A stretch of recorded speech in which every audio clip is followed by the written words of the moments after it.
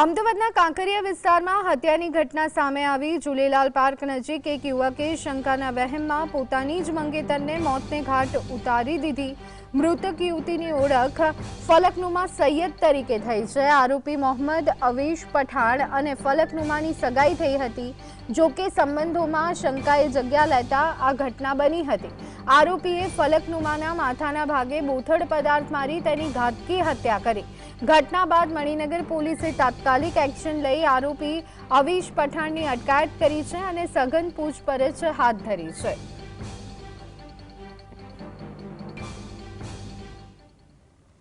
ફલક નાઝ પઠાણ છે અને એમના ફિયાન્સ જેના સાથે એમની સગાઈ થઈ છે એ વ્યક્તિ એમની હત્યા નિપજાવી છે। એ હત્યા નિપજાવનાર વ્યક્તિનું નામ મોહમ્મદ આવેશ